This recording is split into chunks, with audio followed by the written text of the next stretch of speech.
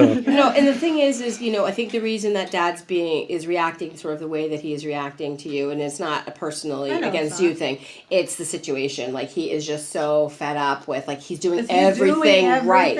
I hear that. And he's like, now what? Now I have to deal with this? Yeah. You know, No, Gabby has successfully caused a major issue between me and the school. Who's called it? Gabby. Gabby. She has caused this major issue between me and the school. This report right here has destroyed my relationship with her social worker, who I trusted. Okay? I have no more trust in social workers at Sperling. They're, to me, nothing. You know. How long had you been working with them? This particular time, We got her in right after. yeah, Christmas right after break. Christmas. Okay.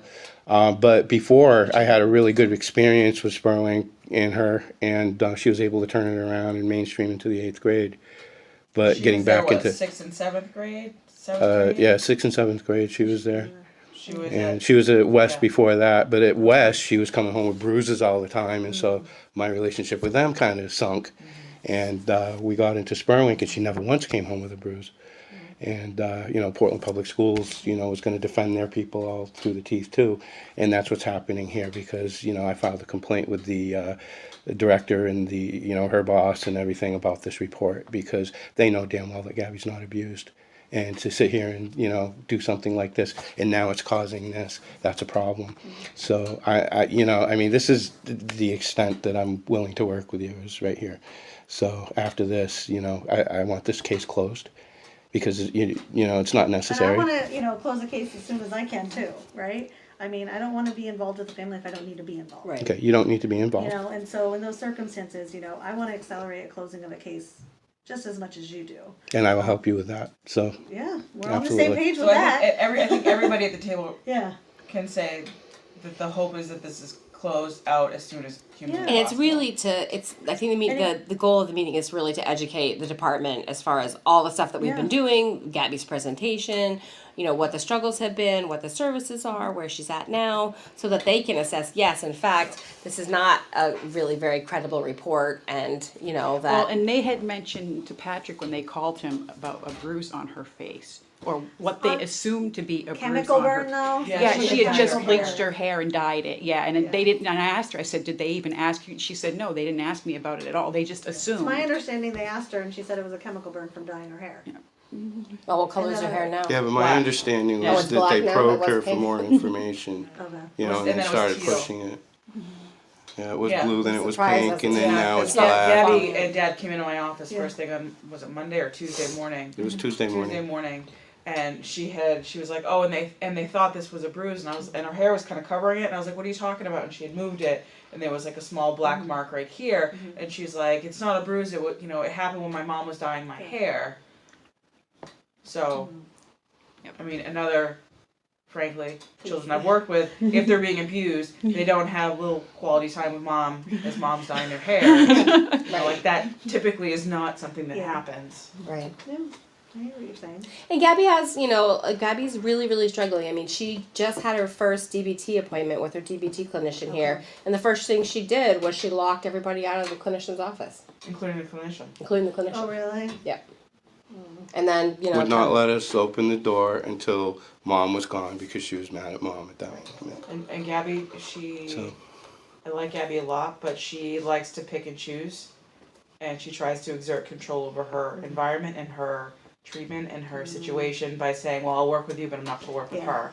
She did it with Pat, too. Like, I'll come down, but I'm not going to do it if Pat's here. On her terms. Or She makes it I'll go to all- court, but I don't want Pat Yeah. there. And Pat never did anything directly to Gabby. Yeah. I mean, Gabby made the decision first day at court when she met Pat that she didn't like Pat because Pat was giving mom and dad support and guidance as to how to address Gabby and her behaviors. Who's Pat?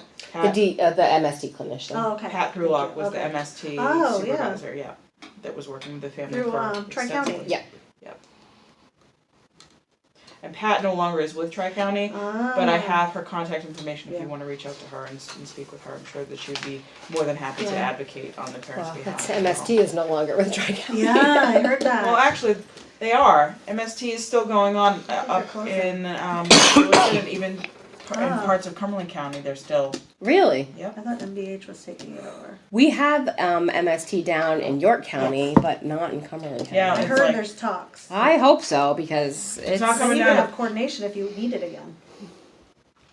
the family worked really, Well, you really, successfully really completed it, hard. never mind. No, but it wasn't. wasn't- yeah. It wasn't easy. wasn't Like it really No. wasn't. There's a lot of like issues.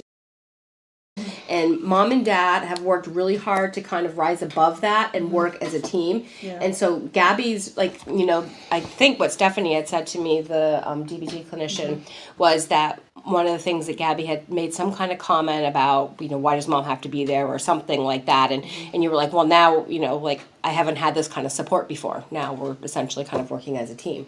And so they've, MSU worked really hard in the family. I mean, they get the majority of the credit. I mean, they've done a lot of hard work.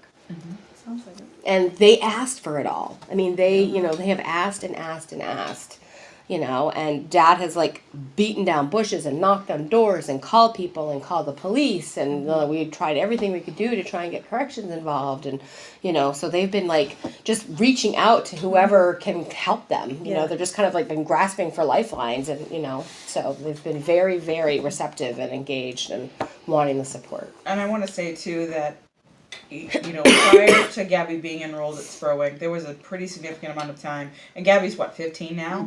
I mean, she's 15 now, but during the time she was not even 15, and she wasn't going to school, she was running the street, she was doing whatever she wants. Since we enrolled her at Spurwink, she has consistently gone every day, minus court, doctor's appointments, that kind of stuff. Yeah. But she's been consistently going to school. She's been consistently there all day. She's had a couple of minor incidents that the school has kind of handled in-house. But for the most part, it's been successful. Yeah. And that is a huge... We got her connected with Yeah. Dr. Gordon for psychiatry. He's here, but she sees him through the school. And then, she's done the did a psych eval. Right. Yep. She did a neuropsych evaluation. When was that? That was just recently. I have the. That was like a month ago, month and a half ago. Yeah, and she got diagnosed with like a precursor to bipolar, but I can't remember what. Cyclothymia. Yeah, cyclothymia. Okay. So they've done it. They've worked Done a lot. So I hear so I can that. see why Dad is really, really discouraged. So could I. They've done everything anything and everything that we have offered. They have been like, yes, yes, yes, please. Yeah. And I can see that as well.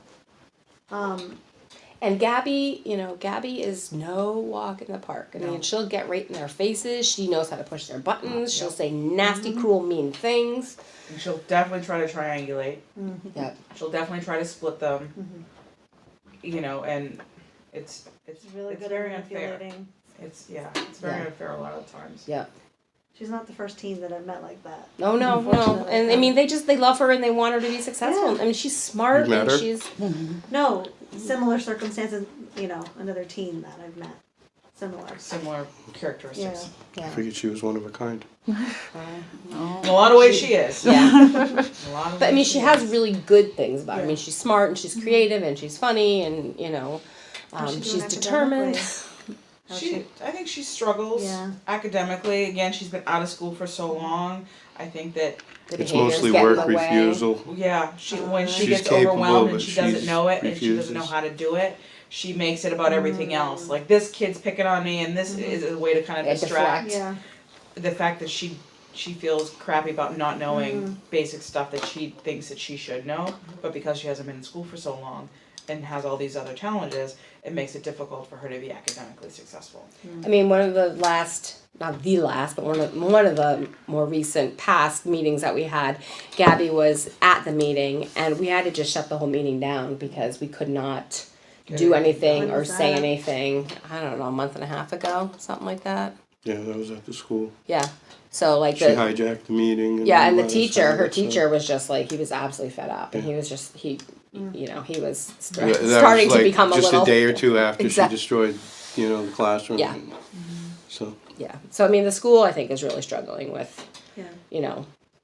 How are the medications working? she's not taking any right now. She's very Refuses. very It's anti. been an ongoing conversation, She's but at that age. Yeah. No, she's not at that age. She's at that experience level Well, they of could seeing refuse. Well, the other heart, people well, right, go yes. through medications. Like she went through all these different medications before they found the right Yeah. one, and that was a nightmare. And she also saw her brother, who was on 7 different pills, living in a Spurwink group home when we first met him. So he was like, right, drugged up, and that was like a really sad, pathetic thing. And that's what she thinks you're going to do, is take her away and do to her what they did to him. So She's just very, very, and I understand. I mean, she's very fearful of medication because of what she's witnessed. I mean, she's got, I think the entire family has a little bit of PTSD due to, Got the experience. Yeah. But I mean, mom and dad, they're doing everything that dad's like, they have a younger daughter, and we'll be in meetings, and dad will be like, we have to wrap this up because I've got to get home, because she's gonna be home from Yeah. school, and we are gonna go pick her up, and Yeah. so I cannot come up with anything else that this family could humanly do that that's they're my not only question, already like, what else doing. do